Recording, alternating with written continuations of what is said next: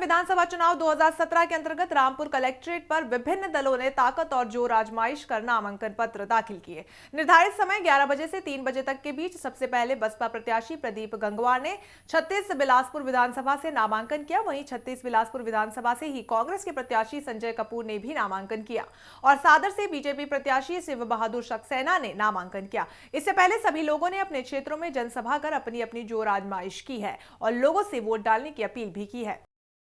चुनाव नजदीक आते ही सभी राजनीतिक पार्टियों ने अपने प्रचार प्रसार में दम लगाना शुरू कर दिया है। उसी कड़ी में आज धर्मपुर सीट से कांग्रेस के प्रत्याशी दिनेश अग्रवाल ने मेहुवाला गांव में जाकर पदयात्रा के रूप में घर घर जाकर लोगों से संपर्क कर अपने पक्ष में वोटिंग करने की अपील की। वहीं मेहुवाला के प्रधान हाजी सुलेमान अंसारी ने बताया कि मेहुवाला में पिछले दिनों से काफी समस्याएं थी, जिनको दिनेश अग्रवाल जी ने मंत्री रहते हुए सभी समस्याओं को दूर करने का काम किया है और इस बार भी मेहुवाला की जनता अग्रवाल जी को अच्छे वोटों से जिताकर भेजेगी। दिनेश जी ने पहले भी स्वयं नित्यानंद स्वामी जी को भी हराकर भेजा था और इस बार विनोद चमोली को भी हराएंगे।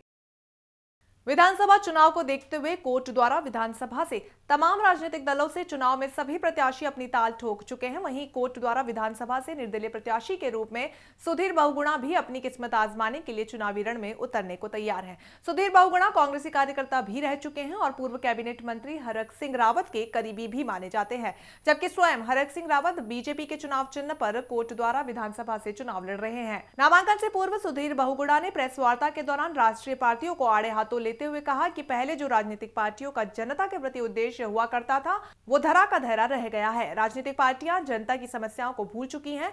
राजनीतिक पार्टियों का उद्देश्य केवल सरकार बनाने तक ही सीमित रहता है। मुझे लगता है जो आज से 10 साल पहले एक पार्टियों का एक मोटो हुआ करता था, एक पार्टी की एक हैसियत हुआ करती थी, उनके कुछ उद्देश्य हुआ करते थे, वो सब कुछ धरा रहेगा। अब तो सिर्फ ये कि जो जिताओ कैंडिडेट है वो किसी पार्टी से कूद के उसको टिकट दे दो। हम लोगों ने भी किसी न किसी पार्टी में मैं रहा हूँ। मैं 20 साल से 25 साल से मैं कांग्रेस से जुड़ा हूँ, 4-5 चुनाव मैंने लड़ाए हैं, पर हमारा सम्मान कहीं नहीं है। सिर्फ यही कि भाई ये पैसे वाला है, जिताओ कैंडिडेट इसको लाओ और चुनाव जीत जाओ। पार्टी कैडर, पार्टी का उद्देश्य जो है वो तो सब धरे के धरे रह गए। मेरा जो मेन उद्देश्य है वो उद्देश्य ये है कि एक आम जनता की बात करूं। जिस प्रकार से आपने दिल्ली में देखा होगा, केजरीवाल जी ने बहुत छोटे माध्यम से एक मुहिम छेड़ी और 2 साल में ही झाड़ू मार के मुख्यमंत्री बन गए। उत्तर प्रदेश के मऊ जनपद से सरायलन खासी थाना के औद्योगिक क्षेत्र में उस वक्त अफरा तफरी मच गई जब वहां नाले में बह रहे केमिकल अचानक आग लग गई। फैक्ट्रियों से निकलने वाले केमिकल की वजह से धीरे धीरे आग ने अपनी चपेट में आसपास के पेड़ पौधों को भी ले लिया और देखते ही देखते आग पेड़ पौधों में लग गई। आसपास के लोगों ने इसकी सूचना तुरंत फायर ब्रिगेड को दी, जिससे मौके पर पहुंचकर दमकल विभाग की गाड़ियों ने आग पर काबू पा लिया। राहत की बात यह रही कि औद्योगिक क्षेत्र में लगे इस आग से कोई हताहत नहीं हुआ है। धनोल्टी विधानसभा के बीजेपी प्रत्याशी नारायण सिंह राणा ने मसूरी में सोमवार की देर शाम को पत्रकार वार्ता करते हुए कहा कि धनोल्टी विधानसभा में बीजेपी की लहर है और एक बार फिर बीजेपी धनोल्टी विधानसभा के साथ उत्तराखंड फतह करने जा रही है। उन्होंने कहा कि कांग्रेस में साफ तौर पर बौखलाहट देखी जा रही है, जिसके कारण अभी तक वो धनोल्टी में अपना प्रत्याशी नहीं उतार पाए हैं। तो वहीं चुनाव से पहले के वादे करते हुए नारायण सिंह ने कहा कि क्षेत्र में से पलायन रोकने के लिए क्षेत्र में रोजगार के साधन उपलब्ध कराए जाएंगे और कुटीर उद्योग के साथ छोटे व्यवसाय भी उपलब्ध कराए जाएंगे। उन्होंने कहा कि उत्तराखंड में बीजेपी की लहर है और उत्तराखंड में बीजेपी 50 से अधिक वोटों को जीतकर प्रदेश में पूर्ण बहुमत की सरकार बनाने जा रही है। इनकी बहुत अपार संभावना है जिस पे हम काम करेंगे और विलेज टूरिज्म को भी हम डेवलप करना चाहते हैं कि जैसे धनोल्टी है, नागटिवा है, उस साइड में कांडा झील है, उस साइड में ये जो विधानसभा है 2 घाटियों में बटी हुई है, यमुना घाटी में इस साइड में और उधर गंगा घाटी में। तो ऐसी कोई विधानसभा नहीं है जो इस टाइप से है अभी जो दोनों घाटियों में है बनी हुई और इसमें बहुत सुंदर जगह है। हम इस पे लिए काम करेंगे। गाँव में हम चाहते हैं नेपाल का टूरिज्म टोटल विलेज टूरिज्म से चल रहा है, वहाँ सीधी चार्टर्ड फ्लाइट आती है और वहाँ पे रुकती है काठमांडू में और वो जाके अपने पोखरा वगैरह में जहाँ जहाँ उनके छोटे छोटे पर्यटक स्थल है गांव में शिफ्ट करते हैं टूरिस्ट को। जैसे कि प्रीतम पंवार जी यहाँ शिफ्ट होना चाह रहे थे और वो मंत्री थे, उन्होंने लोगों को नेचुरली जब पद में होता है आदमी तो वो लोगों को ऑब्लाइज भी करता है, काम भी करता है और उनकी इच्छा अगर यहाँ पे चुनाव लड़ने की तो उन्होंने ज्यादा काम यहाँ पे भी किया है। तो ये भी एक मैसेज था।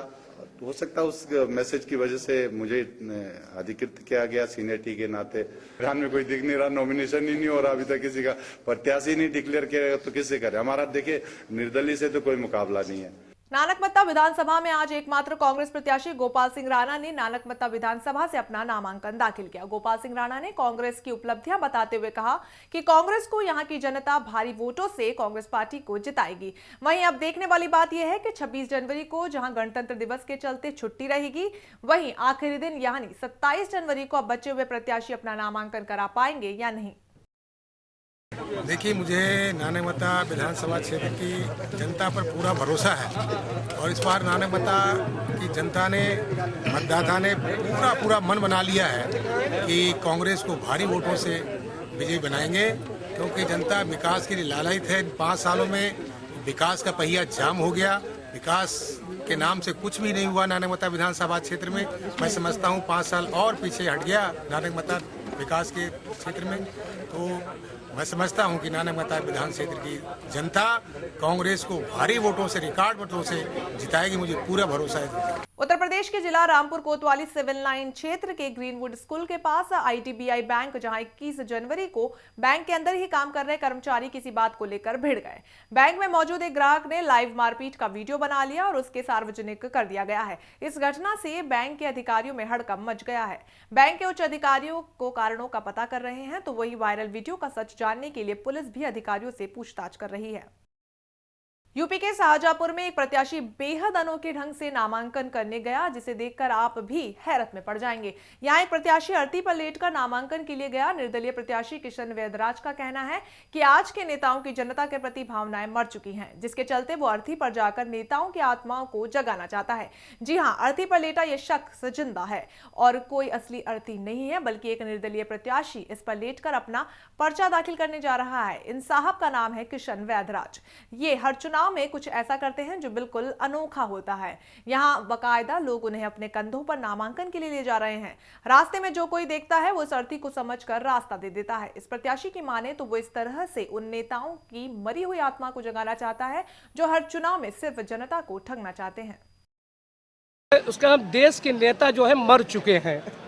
देश के नेता मर चुके हैं। देश की हालात बहुत खराब है। इनका जमीन मर चुका है, इनका ईमान मर चुका है। ये नेता लोग मर चुके हैं। इनको जिंदा करने के लिए आया हूँ मैं।